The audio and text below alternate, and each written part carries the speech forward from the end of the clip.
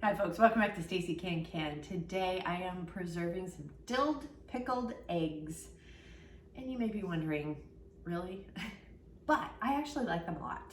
And they're kind of a fun treat. They're great to grate up and on salad. And Bobo, there's our sweet baby dog Bobo. He's 14 and a half now, so he just comes and goes as he pleases. But I think they're a delicious treat, and they go with a lot of things, and they're great to eat plain, etc. But keep in mind, these are refrigerator only. They are not something that you sit out on the counter. So if you are somewhere and you see them out on the counter, there's a lot of science supporting their ability to attract and develop botulism. So you just really don't do that to yourself. Or, you know, you do you, but those could be some of the consequences of it. So anywho, the ingredients that you need are 12 eggs for this recipe. You can double this, triple it, whatever, but for this recipe, it's 12 eggs for just measurements. 1.5 cups of white vinegar, a cup of water, 3/4 of a teaspoon of dill weed, which is the dill weed I actually preserved after making pickles this last year. I dried that. 1/4 of a teaspoon of white pepper. I had to buy it in bulk. Couldn't find it in a little container, whatever. And I was out of my white pepper. 3 teaspoons of salt. And you can just use regular salt. You can use table salt. You can use whatever salt you want. I'm using kosher salt. I like that better for me as a table salt. 1/4 of a teaspoon of either onion juice or minced onions. So you just want to, how do you get onion juice? I don't know. I guess you just chop up a bunch of onions and squeeze it, hopefully, and you get your onion juice. But you don't need a lot, so there you go. Let's see. And then 1/2 of a teaspoon of garlic that you either mince or you can just peel and use as a whole clove for the whole thing. I'm probably going to mince it just because I want to release all of those flavors. So the tools that you need, you just need some basic. You need a pot to boil the eggs in. You do need some toothpicks, or you can use toothpicks. You would use the toothpicks after the eggs have been cooked, and then you poke them with holes before putting them in the jar, because that'll help absorb the brine. And then I do like, you know, you're gonna need a bowl of ice water and a little guy like this, a little scooper, colander, or, you know, a slotted spoon would work fine. So those are the tools that you need, because we will have to chill these when we're done. So that's it. Let's go ahead and get started. First thing we're going to do is boil the eggs, and I have a little trick I will show you on how I do it. Everyone does it differently. This is how I do it. Some people will tap the end of the egg, whatever, with a spoon and hear that little snapping noise. I've done that before. I don't think it works that well for me. So what I do is I do break not the pointy end, but the bottom end, the rounder end of the egg. And I just give it a little bit of a tap to where it just kind of cracks the shell a little bit. And then I lay it in the pot until I get them all, until I, you know, crack as many as I'm using, and I'm doing the whole dozen for this.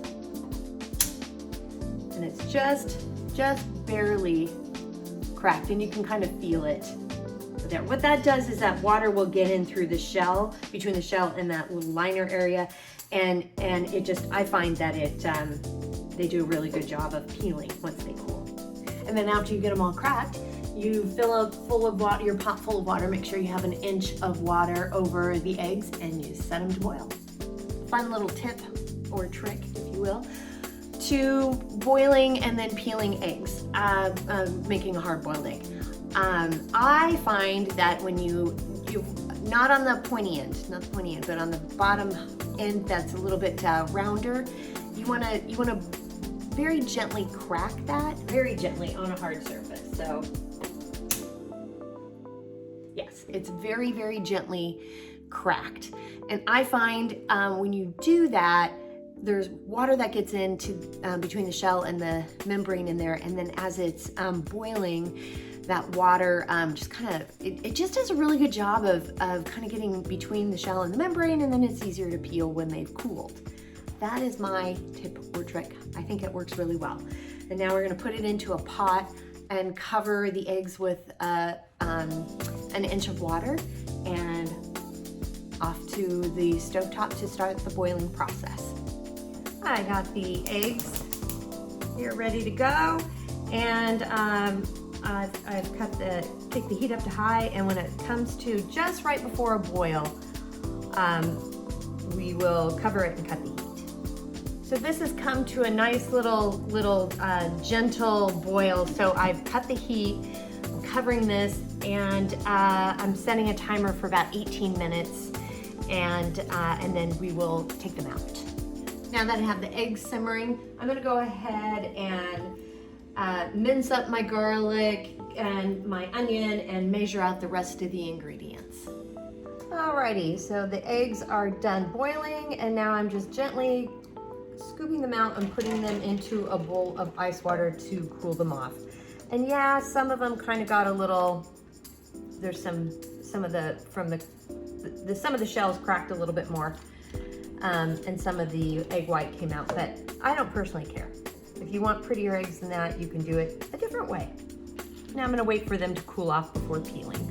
All right, well, I've got the eggs cooling. I am going to make the brine. So here's 1.5 cups of white vinegar, cup of water, the 3/4 of a teaspoon of dill weed, the 1/4 of a teaspoon of white pepper, 3 teaspoons of salt, and then this is the 1/2 of a teaspoon of garlic that's minced, as well as 1/4 of a teaspoon of a minced onion as well.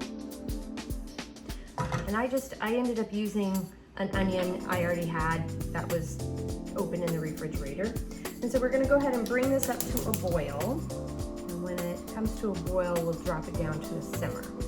So I got the eggs all done here, and I'm just peeling them. I always start from the bottom, that part where we cracked a little bit. And then I find once I get under that kind of like, it's like a slippery membrane feeling. If I get under that, the whole egg it just peels beautifully. And then once you've got it peeled, I take a toothpick and you just poke some holes into it, like so. Because this gives the brine the opportunity to kind of absorb into the egg a little more. It just kind of helps with flavor. You don't have to do this if you don't want to. All right, got a simmer going here, or a boil going, so I'm gonna drop this down to simmer. We're gonna simmer for 5 minutes. All right, so I've had some hot water heating up this jar, as I'm going to just gently put the eggs into the container here. And the reason to heat it up is because we're going to be putting in some warm brine, and I don't want to shock the jar. And I did have one egg that kind of looks like this, and I don't care. And now you're going to pour the brine. I'm using a funnel here. You're going to pour the brine. Make sure I get it off the edges there. And pour the brine over the top of the eggs. And you want to make sure they cover the eggs, which this does. Cover it immediately and put it in the refrigerator. And this is how we make dilled pickled eggs. And you might be wondering, like, why are we doing this? Because they're actually quite good. They're a nice little side accoutrement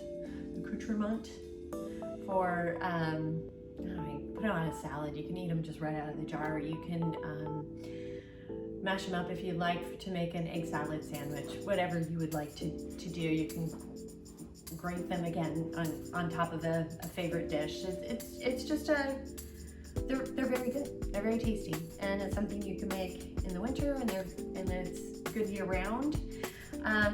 The smaller the egg, it takes about 1 to 2 weeks for these to become properly seasoned, meaning absorbing all of the delicious flavor that's in here in the brine. Medium to larger eggs, it can take 3 to 4 weeks. Just keep that in mind. And these are good for about 3 to 4 months. After that, they might just not taste as great. They'll be fine, but a 3 to 4 month ratio is good. so that's it. That's how you make it. So the recipe for all of this is down below in the show notes. And while you're down there, please hit like and subscribe. And if you have any questions, comments, suggestions, feedback, concerns, by all means, please reach out to me. I'm on Facebook at Stacey Can. You can add me on Instagram and TikTok at Stacey Can. My website is www.staceycancan.com. My email is info@staceycancan.com. And on LinkedIn and Pinterest at Stacey Can. So thanks so much for joining me today. And until next time, happy canning.